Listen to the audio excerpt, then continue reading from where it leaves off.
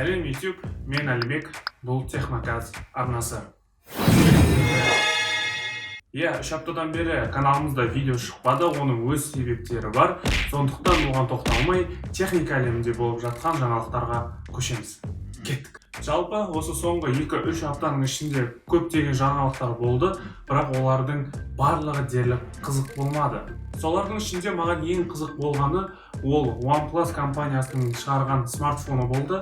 Жалпы осы жылдың есебінен олар 2 смартфонын шығарып отыр. Біріншісі OnePlus 8 сериясы болса, екіншісі міне жақында шыққан бюджетті сериядағы смартфон. Негізінен OnePlus компаниясы 5 жылдан бері бюджетті серияға көңіл бөлмеген еді. Өйткені 2015 жылы OnePlus X деген смартфоны бұларды құрдымға жіберді. Ол смартфон өзінің программды жағынан және де басқа жағынан минустар болғандықтан халықтың көңілінен шықпады. Және осы жылы 2020 жылы OnePlus компаниясы сол минустарды жоямыз деген ұранмен OnePlus Nord атаулы смартфонын шығарды.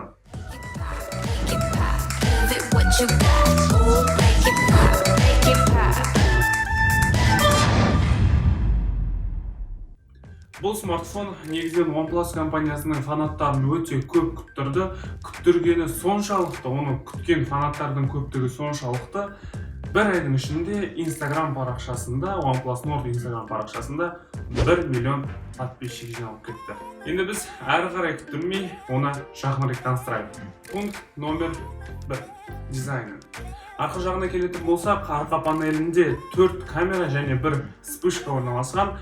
Бұлай арқа жағын дизайнына қарап отырсам, бір телефонға ұқсайды. Ол не деп ойландым, есіме түспеді. Сосын интернетті ашып қарасам, өткен жылғы Samsung Note 10 телефонына айнымайды. Жалпы арқа панель плагиат. Ал енді алдыңғы панеліне келетін болсақ, алдыңғы панельдің 86,7%-ын экран алып жатыр. Және осы экранда арқа жақтағы панельдің стеклосы да Gorilla Glass 5 қорғаушы технологиясымен қапталған. Алдыңғы панелінде және де сол бұрышында екіленген селфи камера орналасқан. Оның орналасуы да Huawei P40-ға ұқсайды. Жалпы OnePlus компаниясы бұл бюджетті сериясын шығарған кезінде дизайн жағынан онша бас қатырмаған. Пункт номер 2. Экран. Экранына келетін болсақ, экраны 6,144 дюймді. Оның дисплейі Fluid AMOLED, ал разрешениесі болса Full HD. Ал изображение жиілігі, яғни частота обновлениесі болса 90 Гц. Орташа деңгейде және жаңа трендтерге жайлап жауап береді. Пункт номер 3. Оның ең қызығы камералары. Артқы жағында олар 4-еу. Ең негізгісі Sony компаниясының сенсоры 48 мегапиксельге, ал одан бөлек 8 және 2 мегапиксельді, соответственно, олар кең бұрышты және макро режимге арналған камералар. Одан бөлек TOF сенсор 5 мегапиксельді. Ал селфи камерасына келетін болсақ, жаңа айтқандай олар екіленген. Біріншісі негізгісі 32 мегапиксель болса, екіншісі 105 градусты қамти алатын кең бұрышты 8 мегапиксельді камера. Пункт номер 4. Процессор. Жалпы OnePlus Nord смартфоны бюджетті серия болғандықтан, оған да Qualcomm компаниясының өткен жылы шығарған бюджетті Snapdragon 765G процессор орнатылды.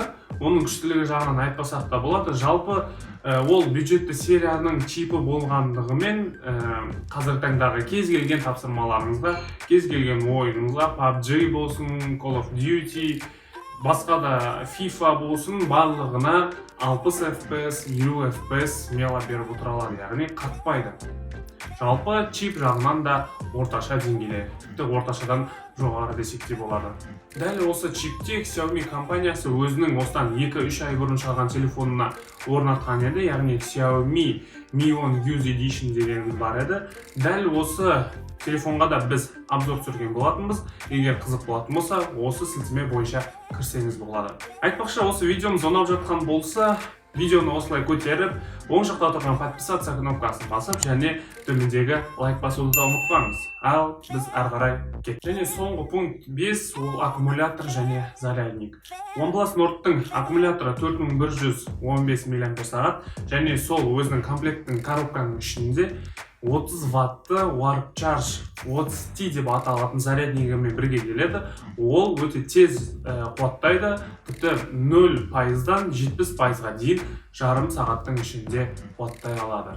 Ал енді оның бағаларына келетін болсақ, негізінен OnePlus Nord смартфоны екі комплектацияда шығады. Біріншісі 8 гигабайт оперативка, 128 гигабайт негізгі жадымен, оның бағасы 370 евро деп тұралып отыр. Ал екіншісі, одан жоғарысы 12 гигабайт оперативка және 256 гигабайт негізгі жады, оның бағасы болса 470 евро. Енді қорытындыласақ, жалпы неге OnePlus компаниясы аяқ астынан бюджетті серияға көңіл бөле бастады деген сұрақ тууы мүмкін ғой.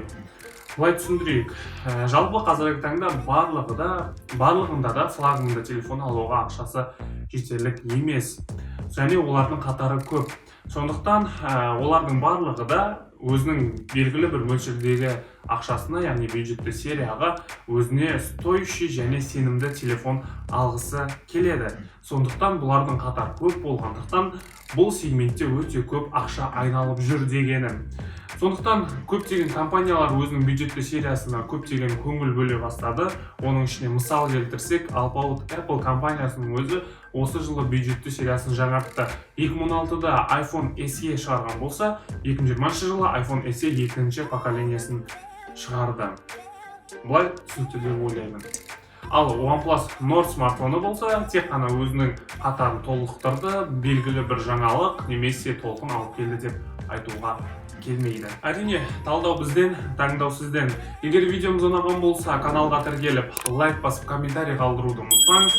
Келесі кездескенше қош сау.